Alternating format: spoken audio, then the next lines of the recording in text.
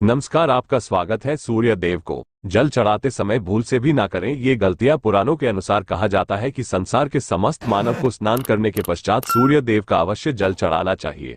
तांबे के लोटे से जल चढ़ाना बहुत ही अच्छा माना जाता है।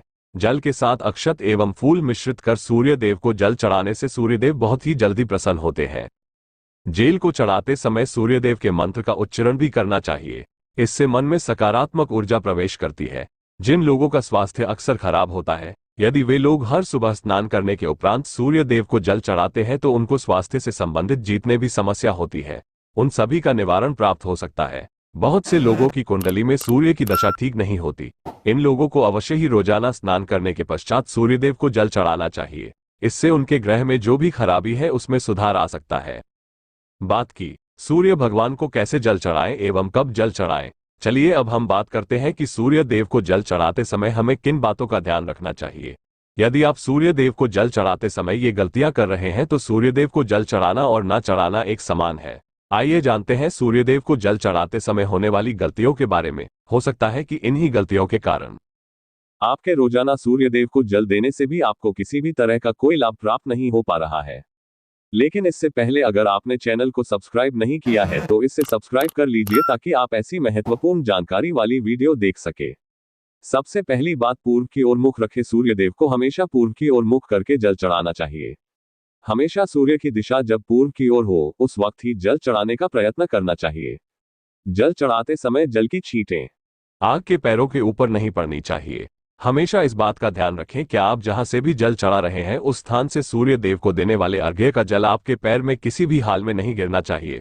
अगर जल चढ़ाते वक्त आपके पैर में वो जल गिरता है तो ये अच्छी बात नहीं है, क्योंकि इससे सूर्यदेव क्रोधित होते हैं। आपके ऊपर अशुभ दृष्टि भी किसी की पड़ सकती है। सूर्यदेव को जल चढ़ाते समय सूर्यदेव के इस मंत्र का जाप करें, ओम सूर्याय नमः। दूसरी बात, बिना स्नान किए जल ना चढ़ा है। भूल से भी ये गलती ना करें कि बिना स्नान किए सूर्यदेव को जल ना चढ़ा है। सूर्यदेव को स्वच्छता बेदी पसंद है। ऐसे में यदि आप बिना स्नान किए उन्हें जल चढ़ाएंगे तो वो आपसे रुष्ट हो जाएंगे और आप जिस कारण से उन्हें जल चढ़ा रहे थे उस कार्य में भी आप असफल हो जाएंगे। तीसरी बात, ताम्रपात्र का उपयोग। आजकल प्लास्टिक का बड़ा फैशन चल रहा है। प्लास्टिक की किसी भी प्रकार की चीजों से सूर्यदेव का जल बिल्कुल भी अर्पित ना करें। इसके अलावा स्टील, पीतल, कांच इत्यादि पात्रों का भी प्रयोग ना करें। सूर्यदेव को जल चढ़ाने के लिए हमेशा ताम्रपात्र का प्रयोग करना चाहिए। इसके पीछे वैज्ञानिक कारण ये भी है कि सूर्य देव की उष्णता से प्लास्टिक से कुछ जहरीली गैसें निकलती है जो हमारी सेहत के लिए भी अच्छी नहीं होती। तीसरी बात, ब्रह्म मुहूर्त में ही अर्पित करें। जल कोशिश करें कि ब्रह्म मुहूर्त में ही आप सूर्य देव को जल अर्पित करें। ब्रह्म मुहूर्त का समय अर्थात सुबह के 3 से 5 बजे का समय सूर्यदेव को जल अर्पण करने का सबसे अच्छा समय माना जाता है। जल चढ़ाने से पूर्व आपकी नियमित क्रियाकलाप भी पूर्ण होनी चाहिए। आप स्वच्छ वस्त्र पहनकर ही सूर्य को अर्घ्य दें।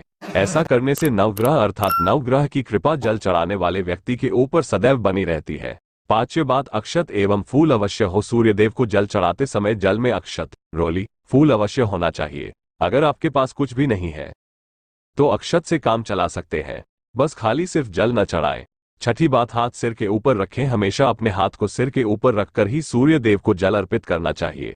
जब जल की धारा सूर्यदेव को अर्पित करते वक्त गिरती है तो उसी धारा से सूर्यदेव को देखना चाहिए। कहा जाता है कि ऐसा करने से व्यक्ति के ऊपर सूर्यदेव की कृपा बनी रहती है एवं व्यक्ति के मन में सकारात्मक ऊर्जा भी प्रवेश करती है।